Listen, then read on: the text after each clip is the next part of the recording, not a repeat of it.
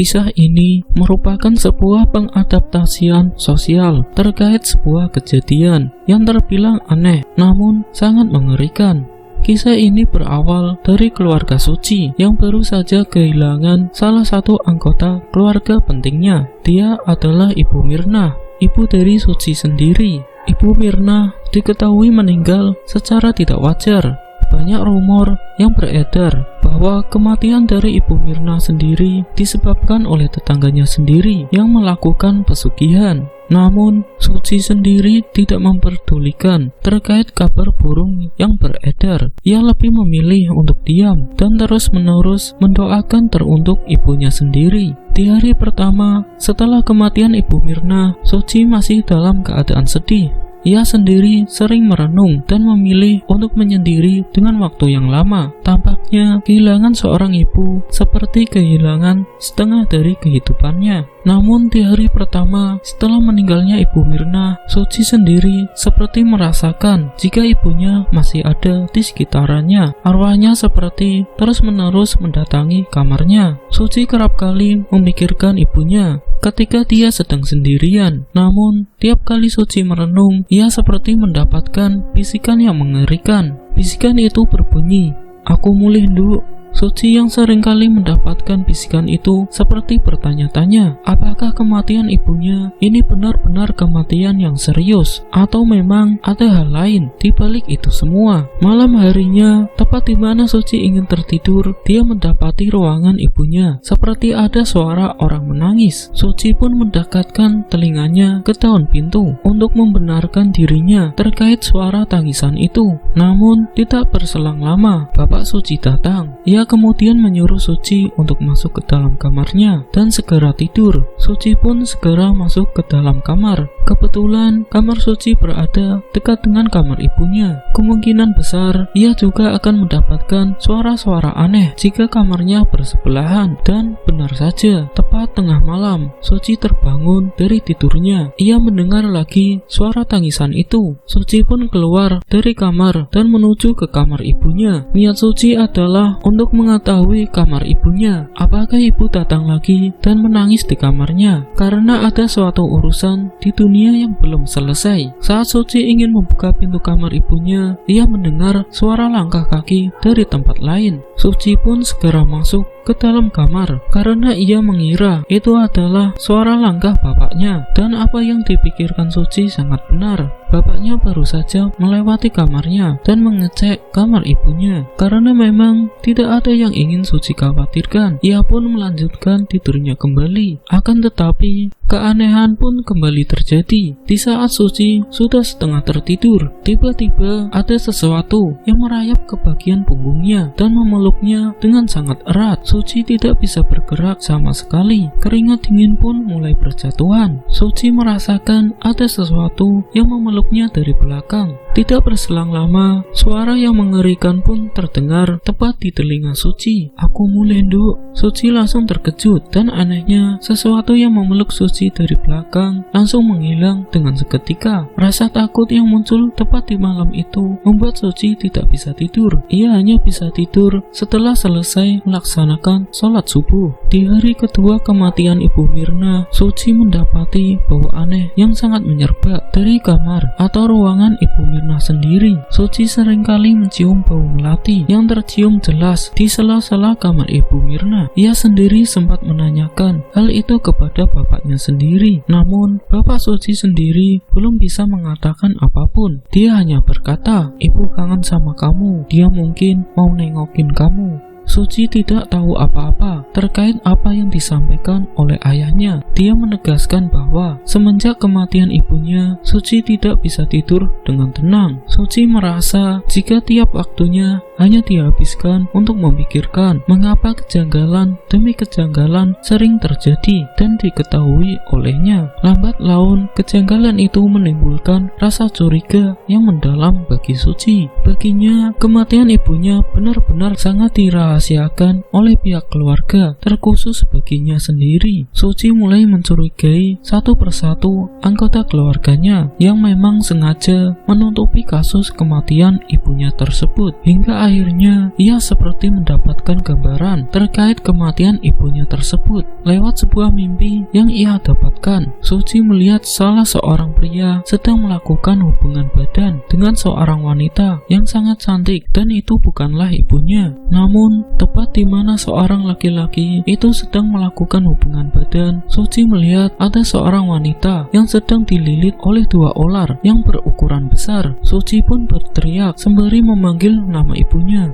"Ibu, ibu." Namun teriakan Suci tidak berguna apapun. Begitu juga dengan wanita yang sedang bersetubuh dengan seorang laki-laki misterius. Keduanya seperti menikmati persetubuhan itu. Semakin melekat keduanya dalam melakukan hubungan badan, semakin kuat juga lilitan ular itu. Cumbuan demi cumbuan terus diarahkan kepada laki-laki misterius itu, hingga membuat lilitan ular itu semakin kuat dan membuat tubuh Ibu Suci mengecil seperti tertelan oleh tubuh kedua ular tersebut. Suci pun tidak kuat menahan rasa sakit terkait penggambaran ibunya yang dililit itu. Ia pun ingin menghentikan kedua ular itu agar berhenti melilit ibunya. Akan tetapi Suci akhirnya terbangun ketika bapaknya dan beberapa anggota keluarga lainnya memanggil Ustadz untuk menyembuhkan Suci. Suci pun menangis sembari memeluk tubuh bapaknya. Ia sangat takut karena melihat penggambaran yang mengerikan atas kematian ibunya. Semenjak saat itu, Suci pun dituntut untuk beristirahat dan mencoba untuk mengikhlaskan diri dari pikiran-pikiran anehnya. Di hari ketiga setelah kematian ibunya, Suci berniat untuk mengecek kamar ibunya. Niat awal Suci adalah ingin membereskan bagian kamar yang sudah 3 hari tidak ditempati oleh almarhumah ibunya sendiri. Namun, saat dirinya ingin membereskan kamar ibunya, Suci menemukan barang-barang aneh yang diletakkan di bawah ranjang tempat tidurnya. Di bawah ranjang tersebut sudah tersedia sesajen lengkap dengan makanan pasar. Lalu ada juga kemenyan yang mengepul kuat hingga memberikan bebauan yang sangat menusuk hidungnya. Suci kira ini adalah bukti penghormatan keluarganya terhadap ibunya sendiri. Namun saat Suci mencoba untuk memindahkan sesajen tersebut, dia terkejut dengan foto ibunya yang sudah diletakkan tepat di bagian bawah sesajen. Loh, ini kan foto ibu. Kenapa foto ibu ada di sini? Suci pun memandangi foto ibunya dengan rasa penasaran. Dia sejenak berpikir, jika memang bapaknya sendiri yang meletakkan hal ini, itu artinya ada sangkut paut antara ayahnya dengan kematian ibunya. Suci pun kembali meletakkan foto itu di tempat semula. Ia pun sekarang tertuju kepada lemari ibunya yang tertutup dengan rapat. Saat Suci ingin membuka pintu lemari, ternyata pintunya sudah dikunci dengan rapat. Suci pun mencari kunci di sekitaran kamarnya, namun sayangnya dia tidak menemukan kunci di sekitaran kamar ibunya. Dari luaran, Suci mendengar suara bapaknya yang sudah memanggil-manggil namanya. Suci pun bergegas untuk segera meninggalkan kamar ibunya. Saat Suci sudah keluar dari kamar ibunya, Suci langsung berpura-pura menuju ke bagian ruangan depan sambil membawa sapu dan serokan. Suci mencoba untuk menutup-nutupi terkait apa yang baru saja ia lakukan. Tidak lama kemudian, bapaknya melihat Suci sedang menyapu di bagian depan rumah. Bapak Suci pun langsung bertanya kepada Suci terkait perginya Suci selama tidak berada di dalam kamar. "Kamu kemana aja, Dik? Suci dari tadi di sini aja ya. Kenapa emangnya?" "Loh, Bapak baru saja ke depan, tapi kamu nggak ada." Suci segera mencari alasan yang masuk akal saat bapaknya berkata seperti itu. "Oh, tadi Suci ke belakang ya. Suci beresin bagian belakang dulu. Pas Bapak ke belakang, Suci lagi di depan. Cuman Suci lewat dari belakang pintu rumah dan langsung ke depan." Alasannya karena Suci cari serokan. Adanya di bagian samping rumah. "Oh, begitu. Pantesan tadi pas Bapak manggil kamu nggak ada." "Iya, Pak. Emangnya kenapa Bapak manggil-manggil nama Suci?" tadi bapak nyariin kamu karena bapak takut kamu masuk ke dalam kamar ibu. Jelas bapak Suci. Emangnya kenapa pak? Tanya Suci. Gak apa-apa, kamu jangan sampai masuk ke kamar ibu ya. Ada apa-apa emangnya? Tanya Suci. Gak apa-apa, takut ada sesuatu yang ganggu kamu. Jelas bapak Suci. Emangnya apa pak? Setan. Tanya Suci dengan polosnya. Pokoknya jangan masuk aja, soalnya itu harus dikosongin selama 1 minggu. Loh, kalau dikosongin siapa yang nempatin? Bapak yang nempatin. Suci mulai agak curiga di sini. Dia menimpali bahwa bapaknya masih menutupi kebenaran yang ia tahu sebenarnya. Faktanya, jika memang tidak boleh tempati, mengapa ada pengecualian bahwasannya yang harus menempati kamar itu hanyalah bapaknya sendiri? Oh ya, makanan udah siap. Kamu makan ya? Iya pak, nanti Suci makan sehabis beberes. Setelah bapak Suci menyuruh Suci untuk makan, ia pun pergi keluar rumah untuk kepentingannya sendiri. Belum tahu apa yang akan dilakukan oleh bapaknya. Namun, Suci sendiri seringkali melihat bapaknya keluar. Bahkan sewaktu ibunya masih hidup, Suci tidak memikirkan apapun yang berkaitan dengan kegiatan bapaknya. Namun tidak lazim rasanya jika baru saja berduka, akan tetapi seringkali keluar-keluar. Padahal bapak Suci sendiri bekerja sebagai petani, dan teruntuk hal-hal yang berkaitan dengan petani semestinya dilakukan di waktu pagi-pagi. Namun saat itu, Bapak Suci mengenakan pakaian lengkap, seperti ingin menemui seseorang. Sepertinya Bapak dari Suci memang benar-benar memiliki sebuah rahasia yang memang semuanya masih berkaitan dengan ibu dari Suci sendiri.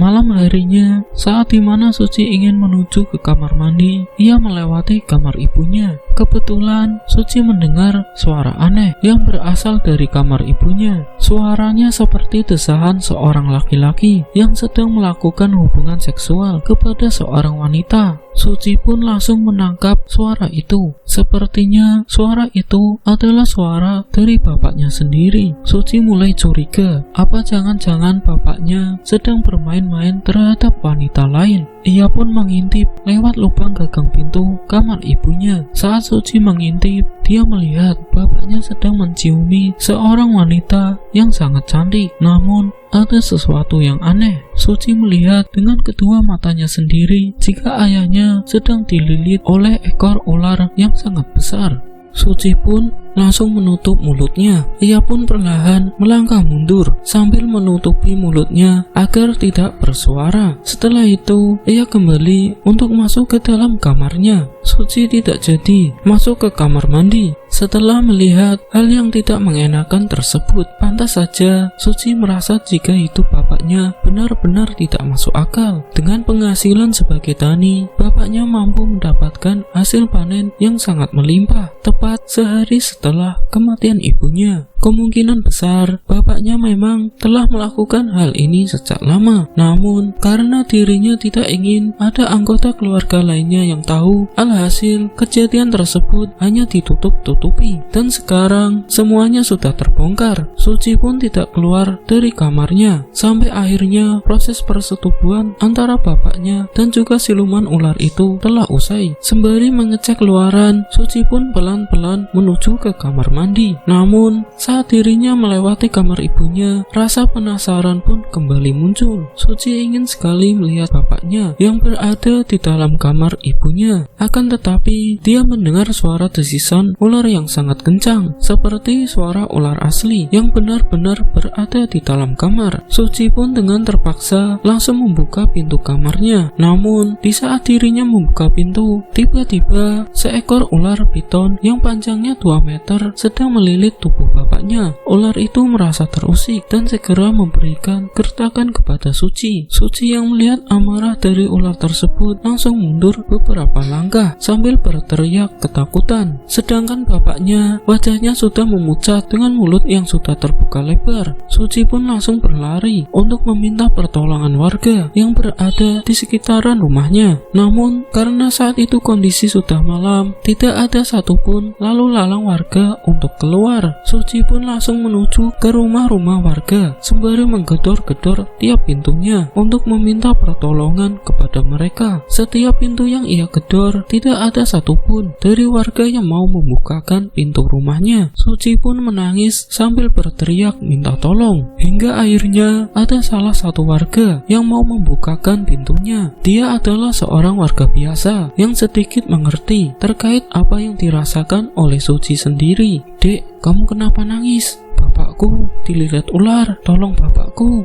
"Tidak bisa, Dek, bapakmu sudah terikat dalam perjanjian. Tapi bagaimana cara melepaskan ular itu?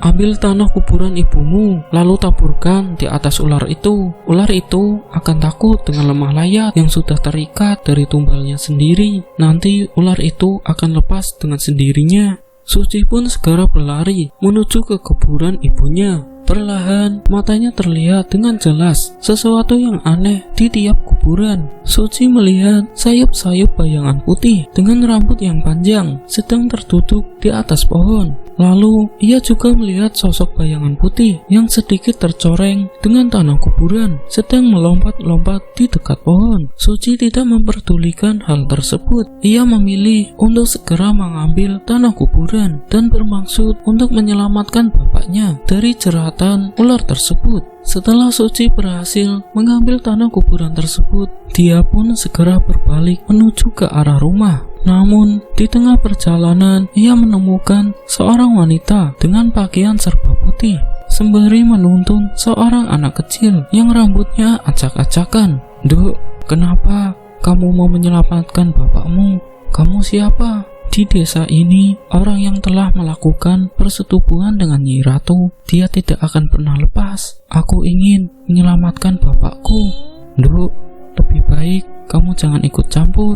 Bapakmu sudah bukan milikmu lagi." Tiba-tiba, perasaan merinding pun begitu terasa dari bagian bawah hingga ubun-ubun kepala. Sosok wanita dan anak kecil itu berbelok ke arah lain sembari tertawa melengking.